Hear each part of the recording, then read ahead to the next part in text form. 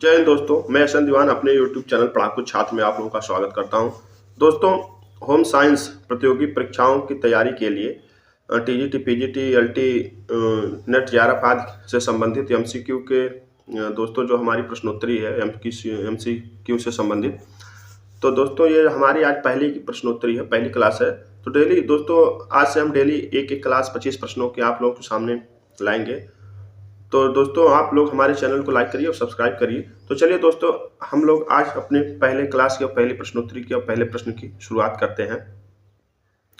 दोस्तों प्रश्न नंबर 1 दिया गया है, पोषण चक्र यानी न्यूट्रिशन साइकिल का कौन सा घटक ऊर्जा प्रदान करने के लिए मुख्य स्रोत है।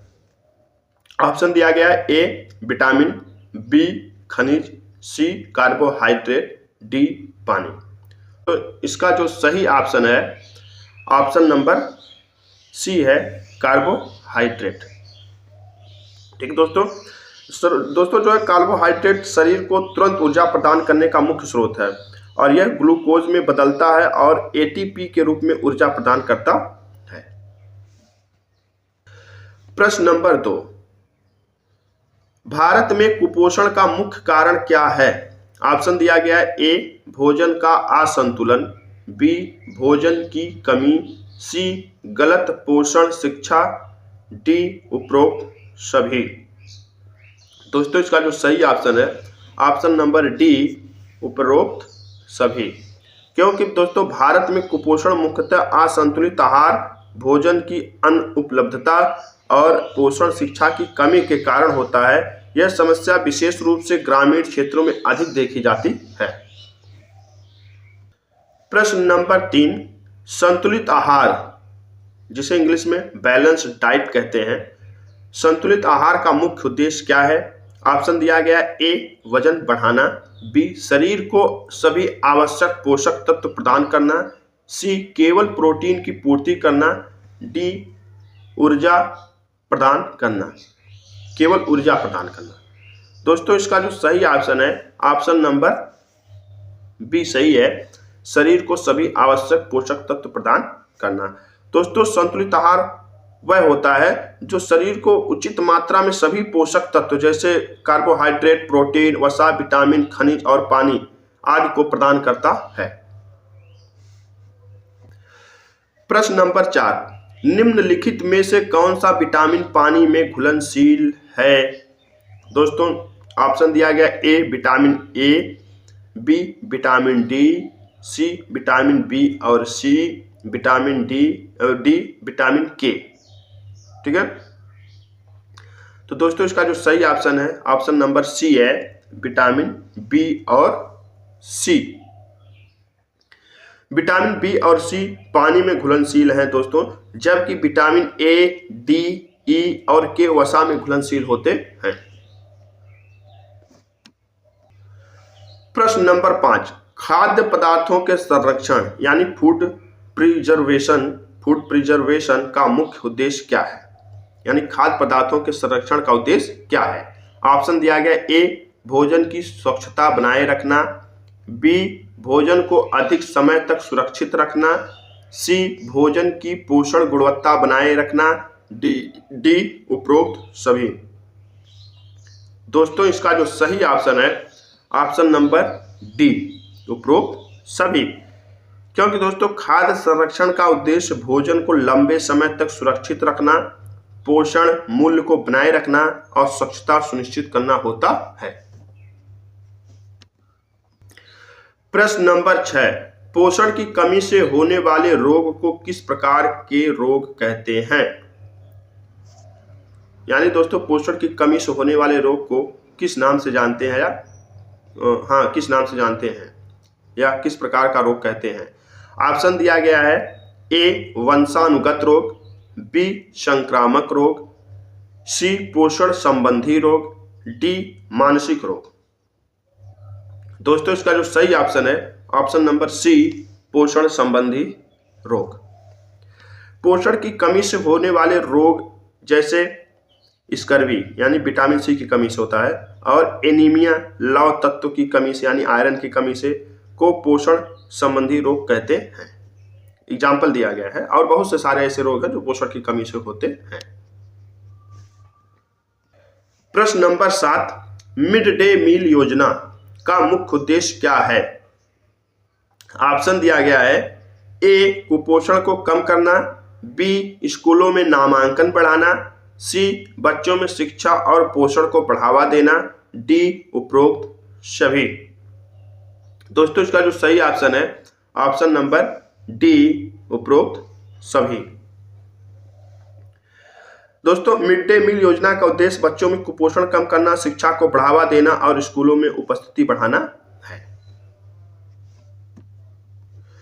प्रश्न नंबर 8, पोषण के संदर्भ में RDA का पूर्ण रूप क्या है? ऑप्शन दिया गया, A recommended daily allowance, B required daily amount, C recommended diet allocation, D required diet amount. तो दोस्तों इसका जो सही ऑप्शन है option number A recommended daily allowance. ठीक है दोस्तों, आरडीए का जो अर्थ होता है रिकमेंडेड डेली अलाउंस, जो बताता है कि एक व्यक्ति को एक दिन में कितने पोषक तत्वों की आवश्यकता होती है। ठीक है दोस्तों। प्रश्न नंबर 9, कौन सा खनिज हड्डियों और दांतों को मजबूत करता है? ऑप्शन दिया गया, A iron, B calcium, C zinc, D sodium. दोस्तों इसका जो सही ऑप्शन है option number B calcium. Calcium हड्डियों और दांतों की मजबूती के लिए आवश्यक है। यह बच्चों और वृद्धों के लिए बहुत ही महत्वपूर्ण तत्व है। प्रश्न नंबर 10, भारत में राष्ट्रीय पोषण मिशन का उद्देश्य क्या है? ऑप्शन ए पोषण में सुधार करना, बी महिलाओं और बच्चों में कुपोषण कम करना, सी खाद्य सुरक्षा सुनिश्चित करना, डी उपरोक्त सभी। दोस्तों इसका जो सही ऑप्शन है ऑप्शन नंबर डी उपरोक्त सभी। क्योंकि दोस्तों राष्ट्रीय पोषण मिशन का उद्देश्य कुपोषण को समाप्त करना, विशेष रूप से महिलाओं और बच्चों के पोषण स्तर में सुधार करना और खाद्य सुरक्षा को बढ़ावा देना है। प्रश्न नंबर 11, कुपोषण के कारण होने वाले मरस्मस रोग का मुख्य कारण क्या है? ऑप्शन है, ए प्रोटीन और ऊर्जा की कमी, बी केवल प्रोटीन की कमी, सी विटामिन डी की कमी, डी आयरन की कमी। दोस्तों इसका जो सही ऑप्शन है ऑप्शन नंबर ए प्रोटीन और ऊर्जा की कमी। दोस्तों मरस्मस एक प्रकार का कुपोषण है जो मुख्य रूप से बच्चों में प्रोटीन और ऊर्जा की अत्यधिक कमी के कारण होता है। प्रश्न नंबर 12, भारत में किस राष्ट्रीय कार्यक्रम का उद्देश्य आयोडीन की कमी को कम करना है? दोस्तों इसका जो ऑप्शन दिया गया, ए मिड डे मील योजना, बी आयोडीन युक्त नमक कार्यक्रम, सी राष्ट्रीय पोषण मिशन, डी NMES।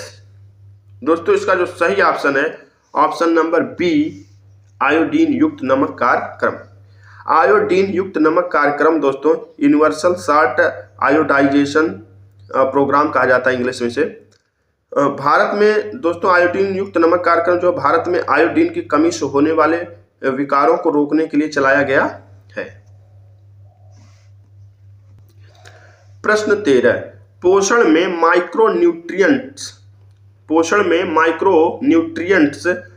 का महत्व किसमें है? ऑप्शन दिया गया है, ए ऊर्जा प्रदान करना, बी शरीर की जैव रासायनिक प्रक्रियाओं को नियंत्रित करना, सी शरीर के तापमान को नियंत्रित करना, डी केवल कैलोरी प्रदान करना।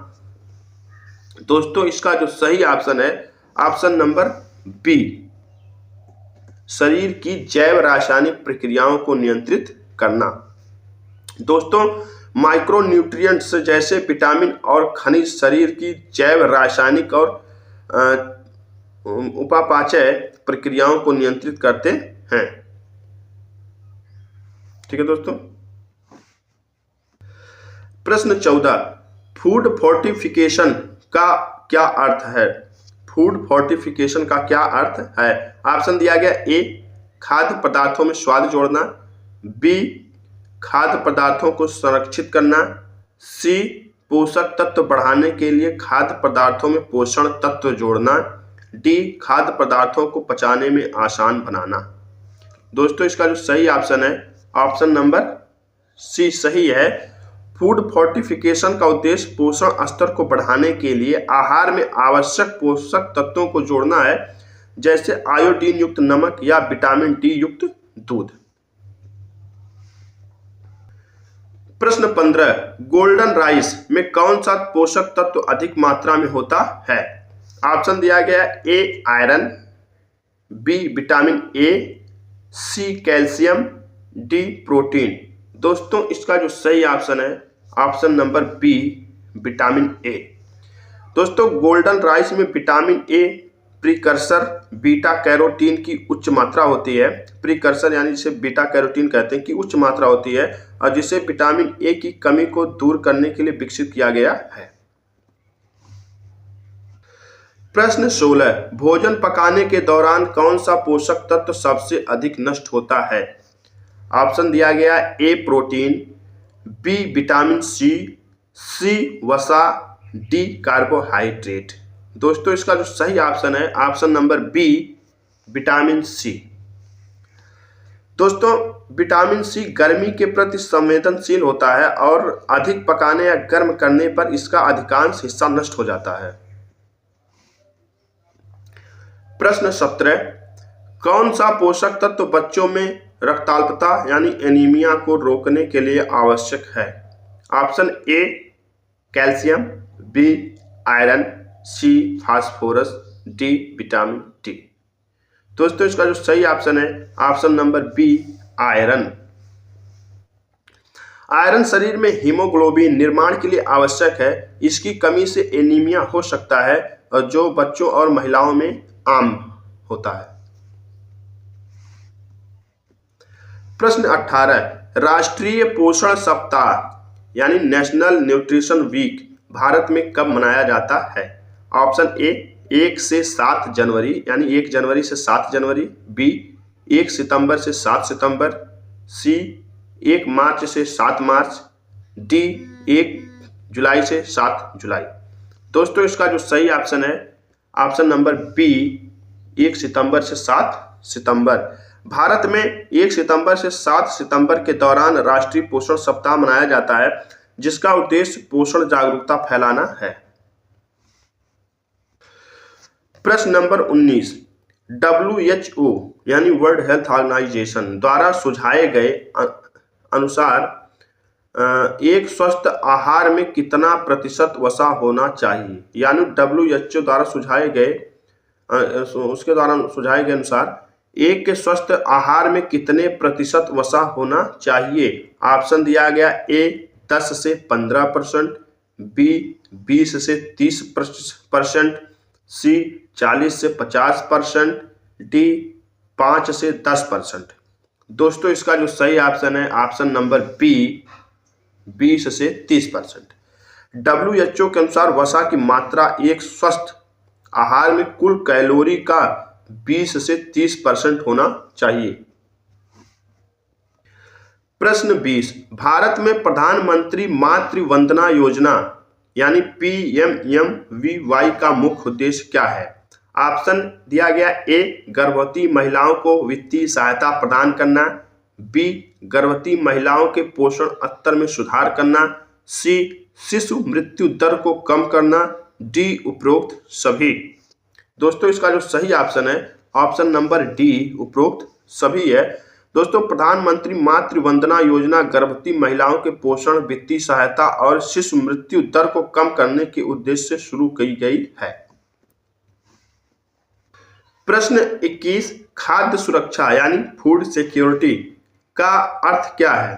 ऑप्शन दिया गया ए खाद्य पदार्थों का भंडारण, बी सभी लोगों को पर्याप्त मात्रा में पौष्टिक भोजन प्राप्त होना, सी खाद्य पदार्थों की गुणवत्ता बनाए रखना, डी भोजन का संरक्षण।